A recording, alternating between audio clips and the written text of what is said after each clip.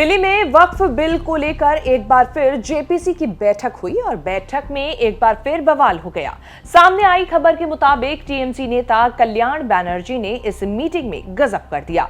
बैठक में तृणमूल कांग्रेस नेता कल्याण बनर्जी और बीजेपी सांसद अभिजीत गंगोपाध्याय के बीच झड़प हो गई। दोनों नेताओं के बीच हुई तीखी झड़प के दौरान कल्याण बनर्जी ने पानी की कांच की बोतल फोड़ दी, जिससे उनके हाथ में चोट लग गई। इससे उनके हाथ में 4 टांके भी लगे हैं।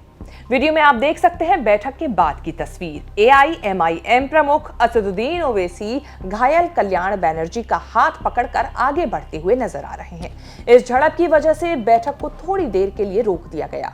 अंदर से आई खबर के मुताबिक कल्याण बनर्जी ने अचानक से बोतल उठाई और मेज पर फोड़ दी। इससे उन्हें खुद चोट लग गई। ये बैठक संसद परिसर में हुई थी। अब हम आपको बताते हैं कि जेपीसी यानी संयुक्त संसदीय समिति की बैठक में क्या हुआ।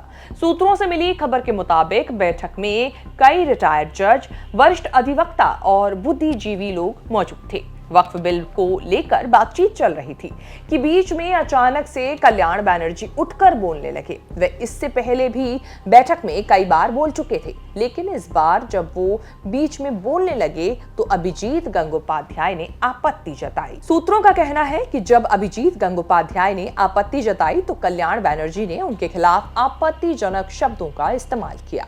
इस बीच दोनों ने एक दूसरे के खिलाफ अभद्र शब्दों का इस्तेमाल किया और गुस्से में कल्याण बनर्जी ने कांच की बोतल उठाकर मेज पर पटक दी, जिससे उनके हाथ पर ही चोट लग गई।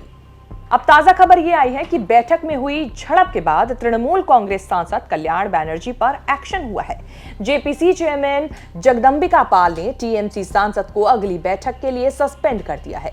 यानी जो भी अगली जेपीसी की बैठक होगी उसमें कल्याण बनर्जी शामिल नहीं हो पाएंगे। ये पार्लियामेंट का मामला है। हमने श्री ओम बिरला जी को फोन पे घटना के तत्काल बाद उनको अवगत करा दिया है और उनको मतलब क्योंकि इतनी बड़ी घटना थी, हमें हाउस को जेपीसी की मीटिंग पहली बार हमको एडजर्न करना पड़ा मजबूरी में, क्योंकि जिस तरीके से वहाँ घटना हो गई थी, जिस तरह से पूरी बोतल टूटी थी और सारी चीज़ें हो गई, सब लोग हतप्रभ रह गए थे। और सामने विटनेसेज, उड़ीसा के 2 विटनेसेज, 2 डेलीगेशंस आए थे जिसमें फार्मर जज थे, सीनियर लॉयर्स थे, सारे लोग थे। अब उनके सामने भी क्या ये देश को क्या संदेश आ गया है और उनकी पार्टी को भी सोचना चाहिए कि किस तरह से अपने सदस्य का क्या आचरण है, उस आचरण को किस तरीके से वो कंट्रोल करेंगे। आखिर पार्लियामेंट्री डेमोक्रेसी में हिंसा की जगह कहाँ है। ठीक सर, कल्याण बनर्जी जब बाहर निकले तो उन्होंने ये आरोप लगाया बार बार कि चेयरमैन जो है वो उनका रवैया बायस्ड है। तो अगर चेयरमैन का रवैया बायस्ड है, उसका तरीका है, उन्होंने मेरे खिलाफ लिख करके स्पीकर को दिया है। और क्या आप लोग पूरे दिन यहाँ कवर करते हैं, बाहर खड़े हैं, क्या पूरे दिन मीटिंग चलती है तो लगातार कौन बोलता है? अगर मान लिया रूलिंग पार्टी के बीजेपी के अगर मेंबर्स को मौका मिलता है तो क्या बायस्ड की ये परिभाषा है कि दिन में उनको कम से कम 4 बार 5 बार या जितनी बार इच्छा होती या किस भी मेंबर की, मतलब पार्लियामेंट्री जेपीसी की कमेटी में या किसी कमेटी में 5 मिनट 10 मिनट कोई बोलता है। अभी ओवैसी साहब ने कहा मैं 1 घंटे बोलूंगा, मैंने उनको 1 घंटे बोलने दिया। कोई चेयरमैन इतिहास में इतनी देर बैठक नहीं करेगा। इससे पहले भी वक्फ बिल पर जेपीसी की बैठक में हंगामा होता रहा है। पिछले हफ्ते भी जमकर हंगामा हुआ था, जिसके बाद विपक्षी सांसदों ने वॉकआउट कर दिया था। अब बात कर लेते हैं वक्फ अमेंडमेंट बिल क्या है और इसको लेकर सियासत क्यों गर्मा रही है।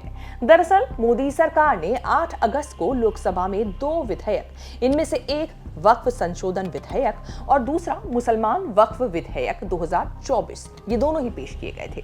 सरकार के मुताबिक इन बिलों को लाने का मकसद वक्फ बोर्ड के कामकाज के तौर तरीकों में सुधार लाना और वक्फ संपत्तियों का ठीक से मैनेजमेंट निश्चित करना है। मुख्य रूप से बात यह थी कि बिल में वक्फ बोर्ड की संपत्तियों को वेरीफाई करने और इसको प्रशासनिक तौर पर मैनेज किए जाने की बात सामने आ रही थी। कहा जा रहा है कि संशोधन विधेयक पारित होने के बाद वक्फ संपत्तियों के मैनेजमेंट और ट्रांसफर में बड़ा बदलाव आएगा। विपक्ष ने इन बिल्स पर कड़ा ऐतराज जताया है और इसके बाद इसे आगे की जांच के लिए संसद की संयुक्त समिति को भेजा गया है। इसे लेकर ही संसद की संयुक्त समिति यानी जेपीसी की बैठक का सिलसिला जारी है।